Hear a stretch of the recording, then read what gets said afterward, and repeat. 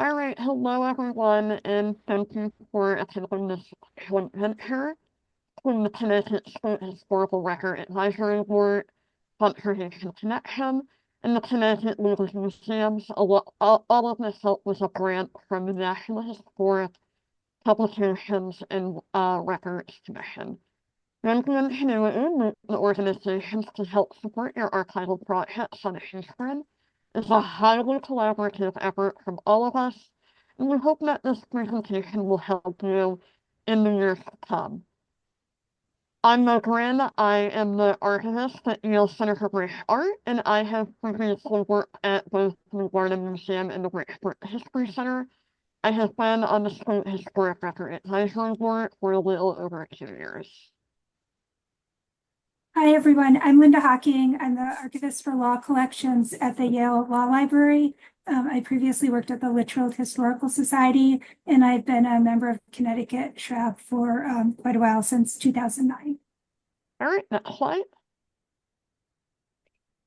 Just gives you an overview of what the next hour and a quarter is going to look like. We're going to give you an overview of why we're doing this, who's who and who's doing what in the landscape of the 250.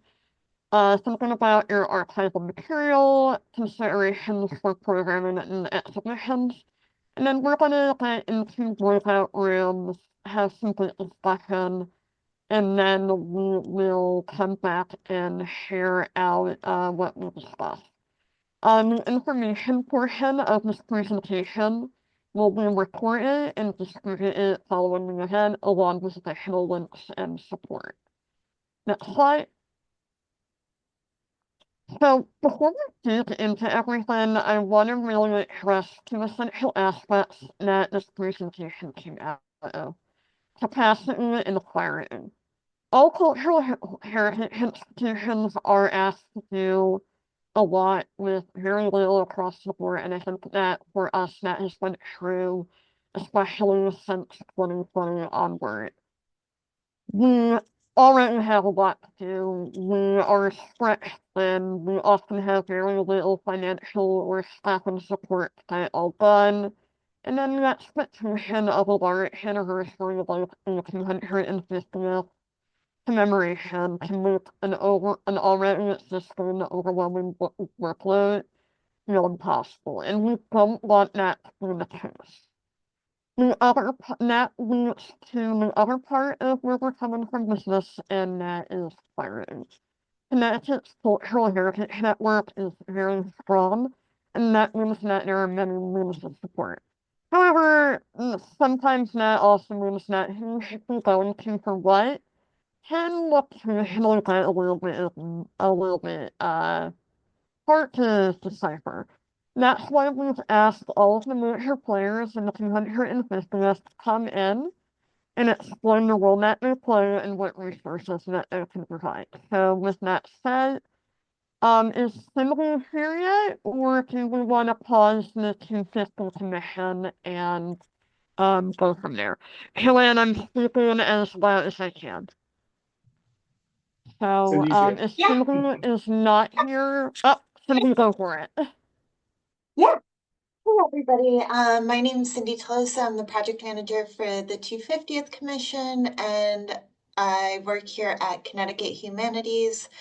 So the commission was really founded by executive order in July of 2022 to guide organizations around the state to create educational, historical, civics and tourism related resources for organizations statewide.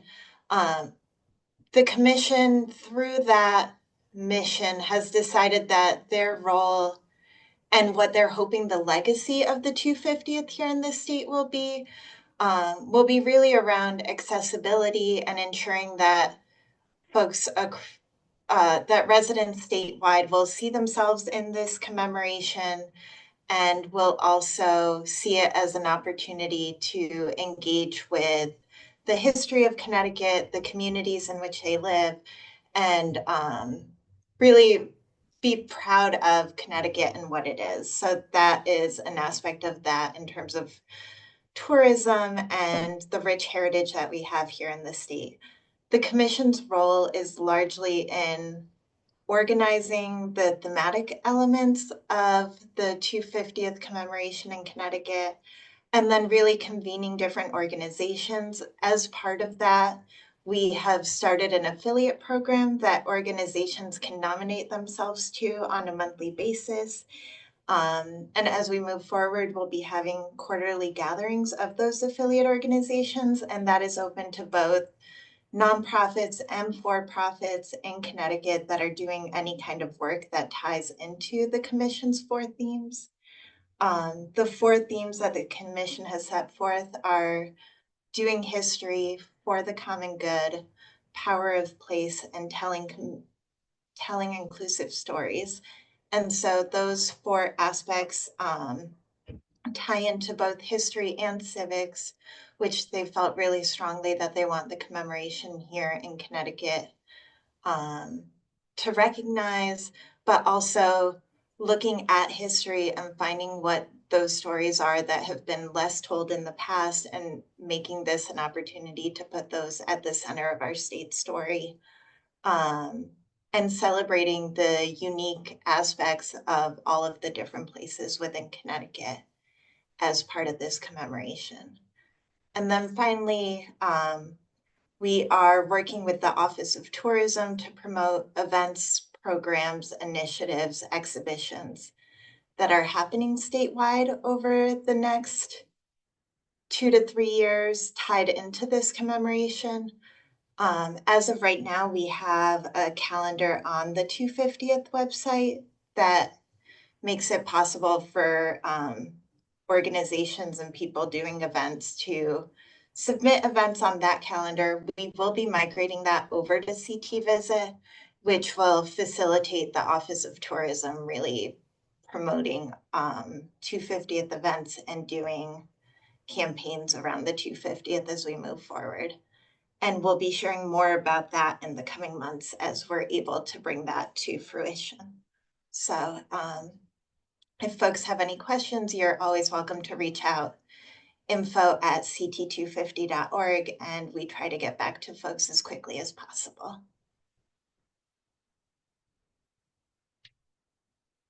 Right, so I'm following Cindy here, and as you can see, there are 3 Connecticut Community staff people that are with us today for this webinar. And thank you for all of you for joining us and having an interest in the topic. I'm Scott Wines, Deputy Director of Grants and Programs at Connecticut Humanities. I'm going to speak to you briefly about some of the funding opportunities that we have at Connecticut Humanities as being the administrative arm of the state's 250th Commission, and supporting a lot of the programming that's in works and will be coming in the coming months as we approach the 250th, which is coming up fast. And I also want to highlight just a few of the types of projects that we have funded thus far. And I will be part of the breakout discussions to help you brainstorm other things that might be good fits for us at Connecticut Humanities. Next slide, please. Want to just highlight 2 things right off the bat. If you go to cthumanities.org, one of the top drop downs is for grants, and you can start to learn about grants, or it goes directly to the link that I have here, grants@CTH. It's a helpful page that lets you know about the different funding lines that we have and helps match up what you're looking for in dollar amounts and deadlines to the project ideas you have. So you don't have to write down every word that we're saying here today. Know that our website is designed to help match you up with where you are to the right funding opportunity. And also grants@cthumanities.org. That's a way to reach our grants department as a whole. Leanne, Kanya, which I know many of you know, Becky Dukowskis, our 2 grants officers, myself, one of us will get back to you and help to start to talk to you about your ideas and matching it up to funding opportunities and give you advice along the way. We have 3 grant lines in particular that I want to highlight that I think will be most impactful for the projects you're working on. Quick grants and implementation grants I want to just highlight first. Those are shovel-ready projects that differ by the dollar amount you're looking for. If you're looking for less than $5,000, quick grants are going to be the way to fund those projects. Smaller grant applications in terms of materials, 4 deadlines a year. Implementation grants pick up where quick grants leave off. They go from $5,000 up to as much as $35,000. If you are at the stage and we still have time where you are not ready to start to launch your programs for the public and you need a bit of behind the scenes work to plan your exhibition, do design work, do historical research, a planning grant might be right for you. Those can go up to $25,000. And I won't talk a lot more about this overview because then we have a lot to cover today, but we're happy to talk to you about your ideas. Make sure you're at the right stage and the right grant line for where you need to be. Let's go to the next slide. So I want to highlight just quickly here 3 different programs and projects that we have funded in the last year to give you the examples of the types of things that we have funded and that connect to the 250th. Your projects may be very well rooted in the American Revolution and the events that are happening around it, like the Connecticut State Libraries, Connecticut's role in the founding of the United States. That is a project that will be looking at what is Connecticut's role in the American Revolution, the founding of the nation, and helping us really understand what Connecticut's role was. But you do not need to be doing a 250-year-old topic to connect to the 250th and the Commission's themes. You could be doing something like the Fairfield Museum and History Center, which is looking at what does it mean to have free speech and the right to assemble and the right to petition and voting, and looking at the history of those core freedoms, which we all hold as Americans to be so dear, and looking at key victories in our nation's 250 years, civil rights, voting, other freedoms that have happened. Or you could do something like Portland Historical Society, and they're really looking at the stories of Black Americans that were living and working in Portland, Connecticut over time. They're doing a podcast series that will be actually kicking off in February to align with Black History Month, and helping us to really understand the role of Black Americans living in Portland to its city's history over time. So there's a variety of different ways that you get into the 250th using your institution, your records, your objects, your stories, whether it be rooted in the American Revolution or all those themes that have taken us through the next 250 years of our nation's history, or where we want to go in the next 250 years. And happy to answer more questions as we go on later on as well. Thank you.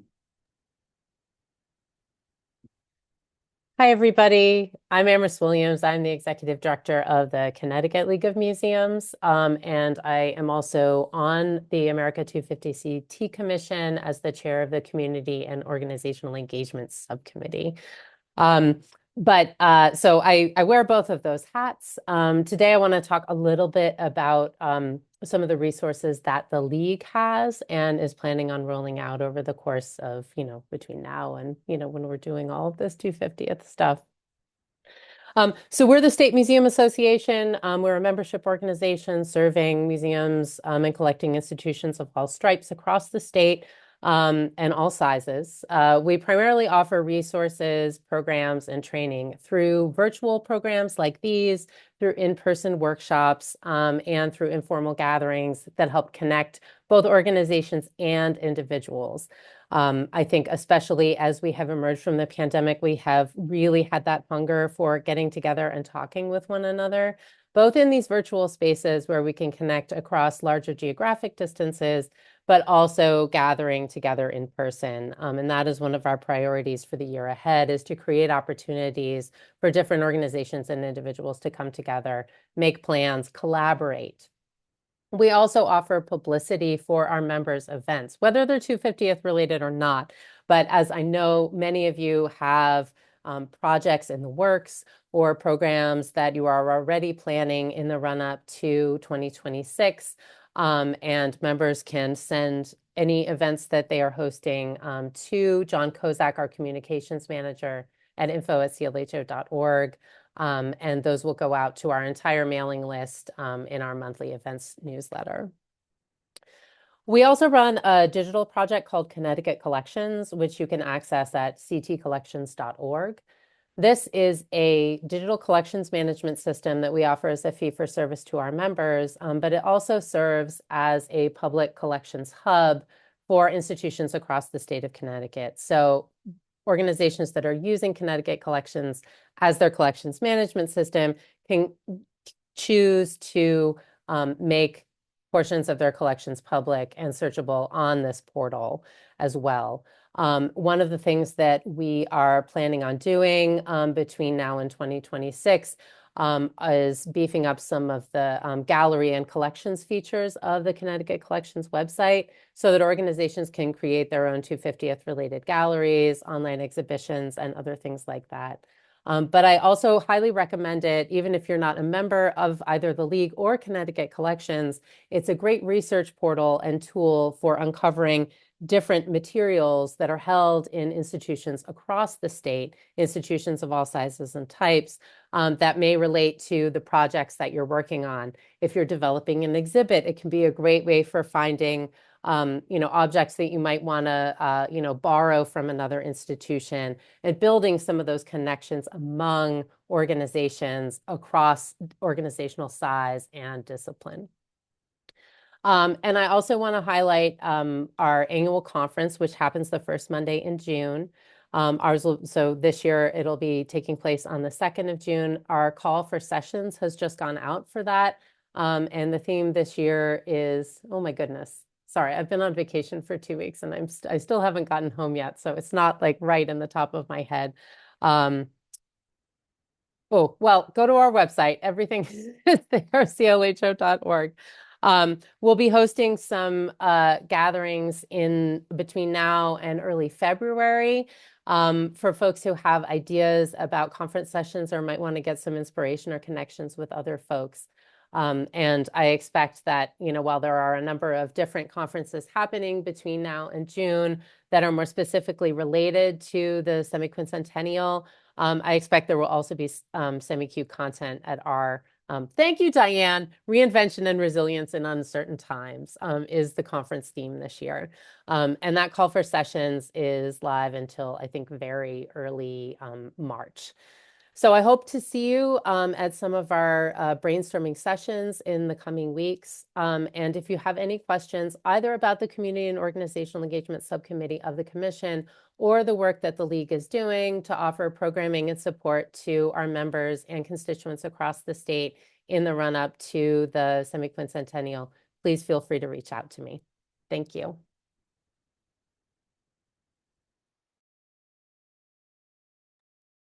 So hello, my name is Lizette Pelletier. I am the state archivist, and as part of my duties as state archivist, I serve as the State Historical Records Advisory Board Coordinator.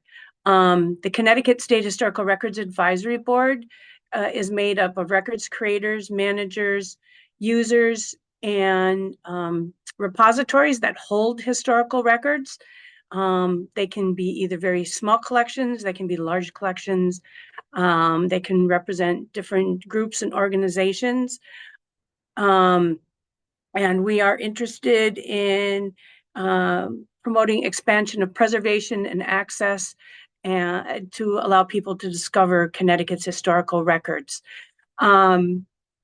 Originally, the State Historical Records Boards, which are affiliated with the National Archives and the National Historic Publications and Records Commission, served as grant reviewers when the National Historical Publications and NHPRC first started administrating grants out to the communities in support of the bicentennial celebrations.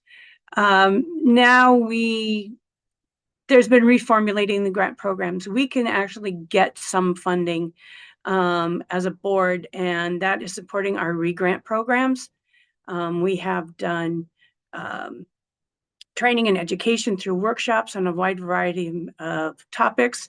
We have moved into actually handing out re-grants to individual institutions that have assessments programs through the Traveling Archivist Program, which you will hear about a little more.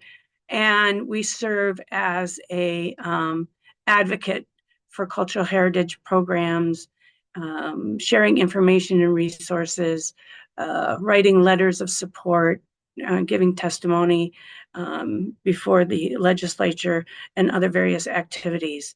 And we welcome diverse points of view because a robust understanding of Connecticut's history is only possible when all voices are included in the story. So we're here to coordinate that and work together with all these other groups. And so you'll be hearing more about us in our upcoming projects.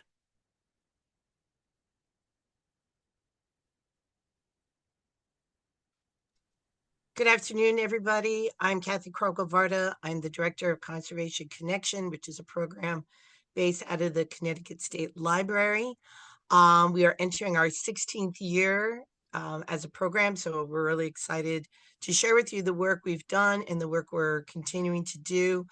I'll talk to you first and foremost about the program we have going on currently, which is the America 250 Connecticut Museum Makeover. You may be familiar with the Museum Makeover grant that we've offered for the last couple of years. This one, we've partnered with the Connecticut Commission for the 250th. So all of the programs that people can apply for, rather all the projects, should connect to one or more of the 4 themes that Cindy mentioned earlier.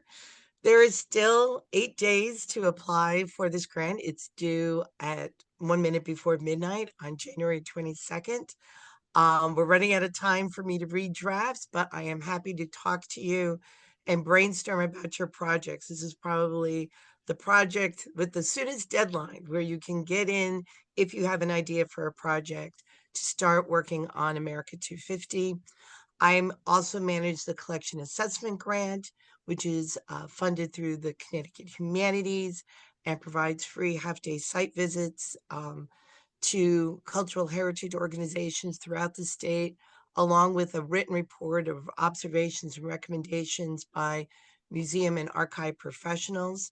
I can tell you that some of the people applying to Museum Makeover are applying based on having had a collection assessment grant, because these are always great brainstorming opportunities when you get to work and speak with members of the profession and share some of their ideas.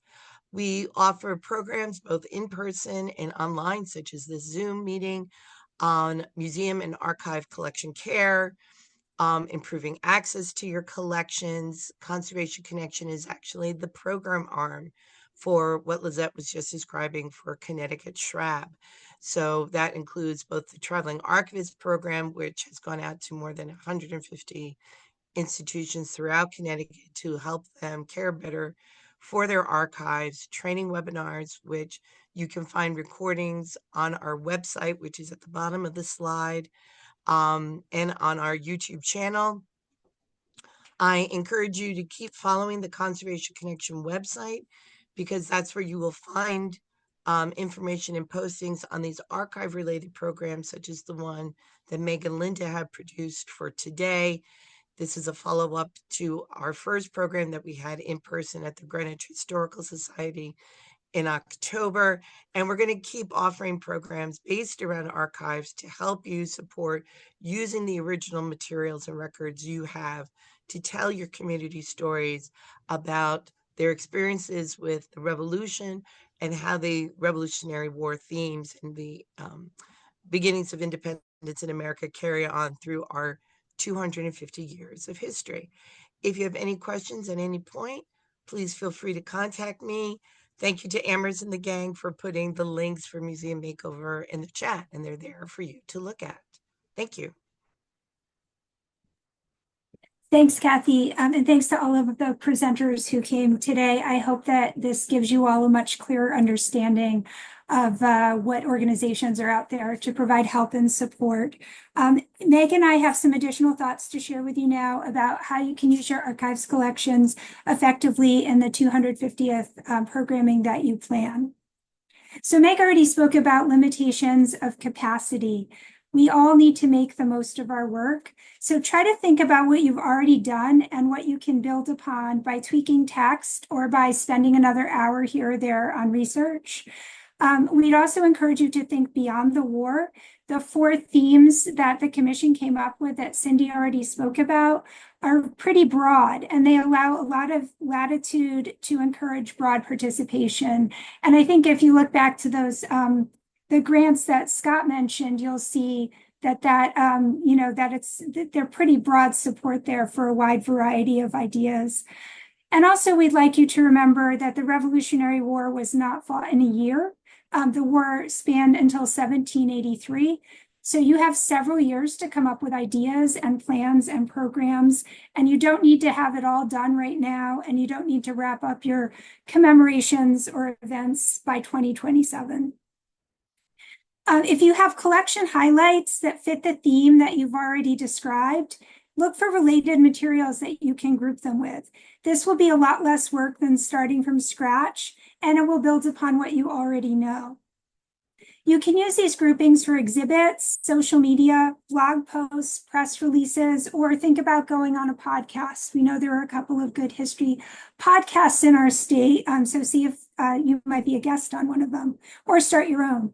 This might also be a really good time to tackle some backlog collections that might enhance understanding of those groupings that you came up with, that can also just, get some of the material processed that you haven't had time to address. The process of creating a finding aid can also provide you great details to put in blog posts or social media posts, and you'll be able to celebrate the completion of the processing project as a 250th event.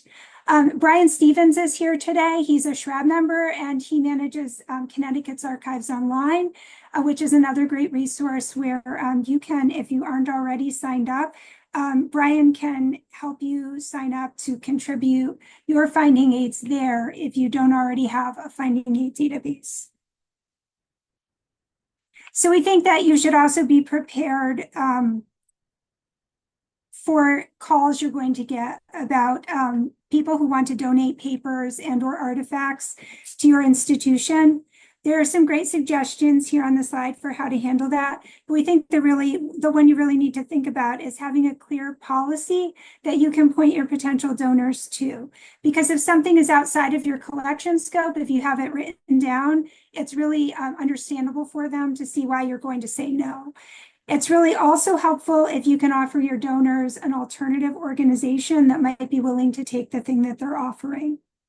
And we'd also like to note that just because a collection may meet your collecting goals in terms of mission, if you don't have the staff or the storage or open research hours or the capacity to responsibly steward or provide access to those items, you should try to find a place that does to accept it instead of collecting it yourselves. We'd also like you to consider how incoming donations fit within the existing materials you have already described and that you already use in programs and exhibits. I'm sorry we're going really fast, but we're going to send out these slides later. We want to make sure to give you all time at the end to have some conversations.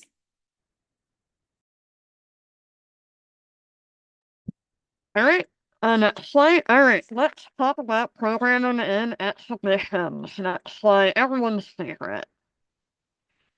So if you read the AOSL handbook or other recent publications, some of the suggestions might look a little bit familiar, but we're really hoping that something about having your options and sets, creating thematic groupings, and generally trying to get stuff together that has some pre-written element will make a lot of this easier for you.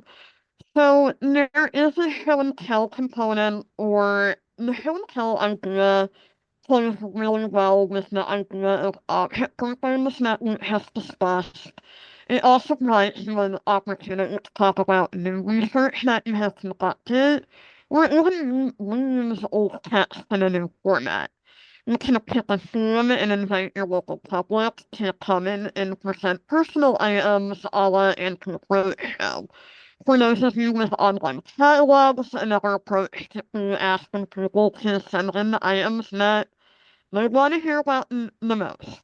I do want to acknowledge that no matter what, this requires active planning and community contact, but it also creates a lot of interaction between your patron, the organization, and your materials themselves, which is a huge value.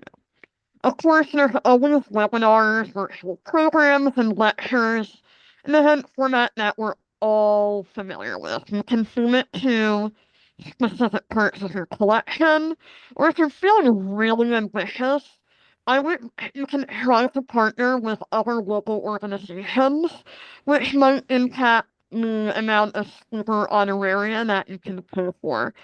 What we would really collectively advise is start making plans now because people are going to book up really fast.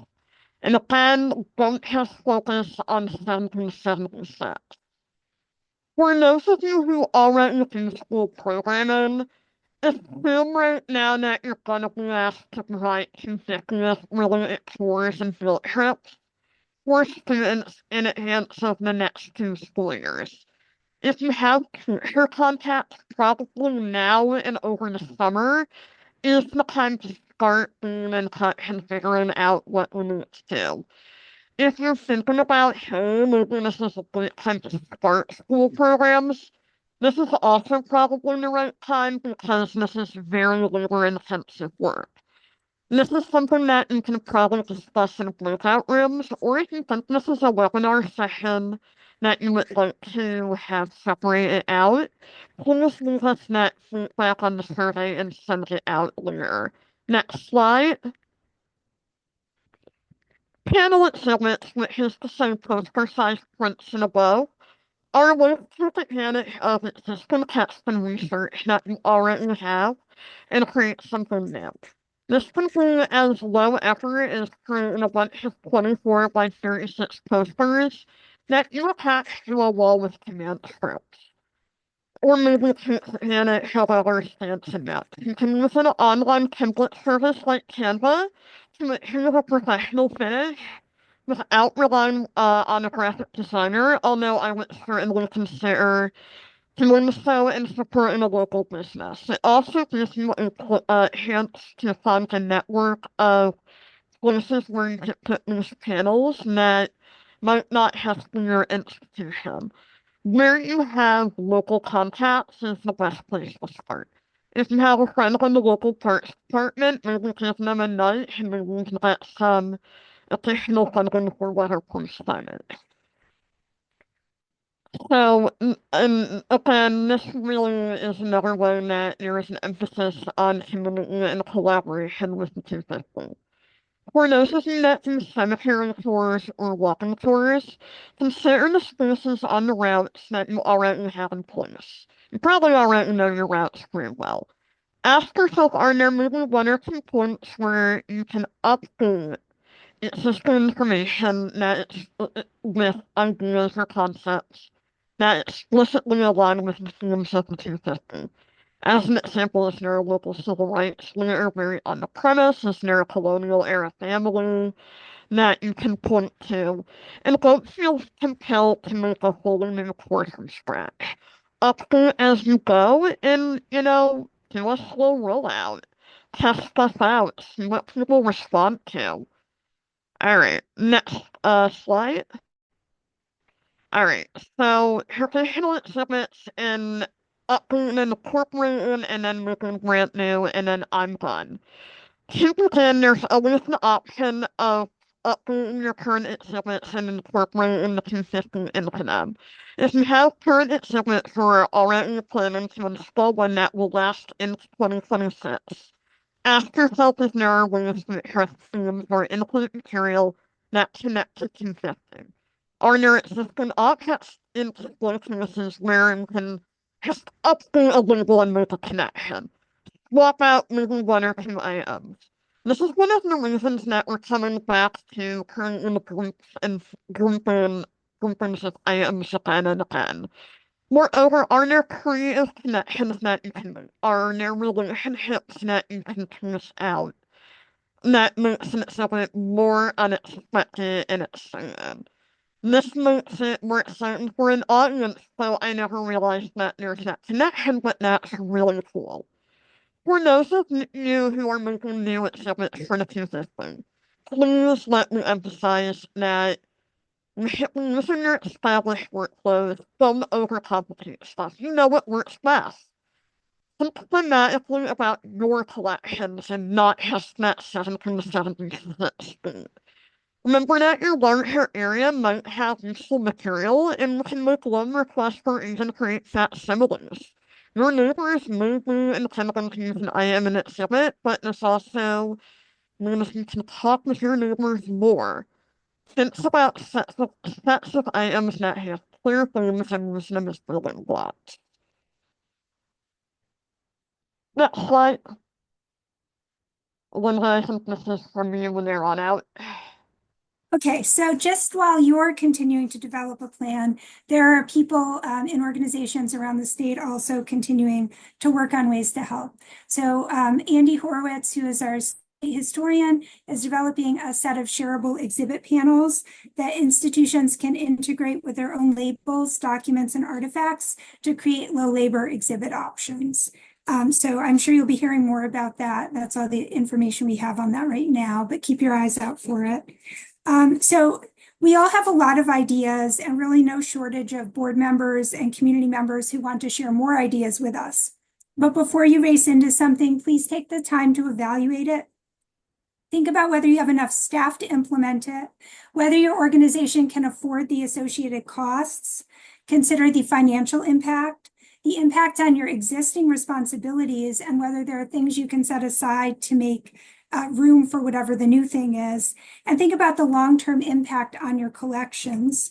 If all of these things are considered and it still seems feasible, think about what local, community, or regional partners you could work with to maximize your reach and your resources. So just because you have a lot of great ideas, it doesn't mean you have to implement all of them or all at once. If you overcommit, you can wind up with burnout, not just of your staff, but also of your audience if you try to offer too many programs or events at the same time. And also before you rush to implement your new ideas, think about what you already have that can be repurposed. Do you have a field trip or a workshop with content that would be good for a general or a family audience that you could offer as a program instead? Do you have a walking tour or a cemetery tour that you could add thematically related people, places, or events to? If you're really short on resources, can you co-sponsor a lecture like Meg mentioned with the local library and try to get your name out there that way? Think about all the different ways you can make use of the work you did to create finding aids. The bibliographic historical notes and the scope and content notes are really great starting points for exhibit text and social media. Grant application narratives often can be used and repurposed for these events, these different ideas as well. So now that we shared all of our ideas with you, we're going to send you all into breakout rooms where you can share some of the ideas you've come up with, start to think about how these organizations that presented today can help you, and perhaps make some partnerships here today with people who you can work with. May I ask a question before we go further? Sure. Sharon Cohen, hi. Hi. I'm here representing the for-profit. Because I feel that and there may be opportunities for us in small business and corporations that we can use this to make money and to help the nonprofits and to for marketing purposes for our own companies.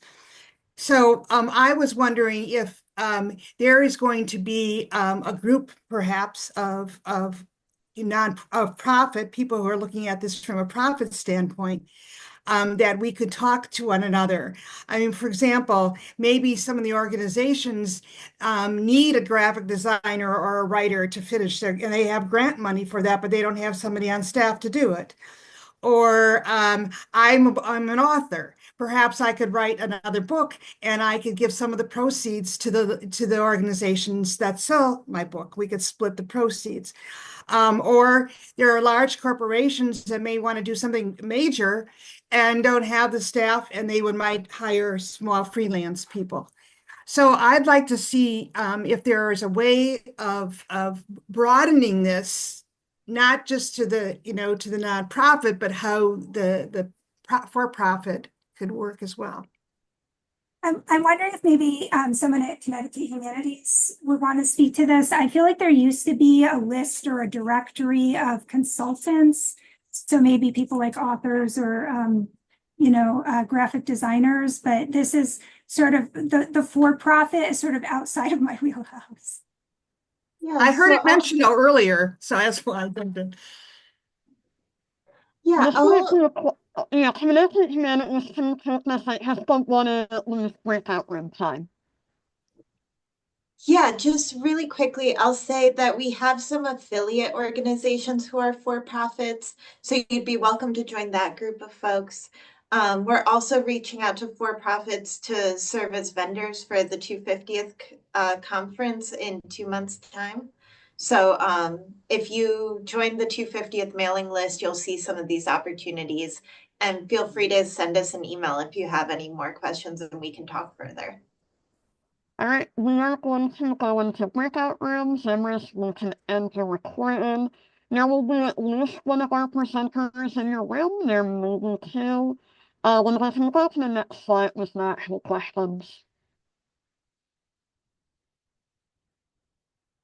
But all right, so we will see you all back here a little bit after 3 o'clock.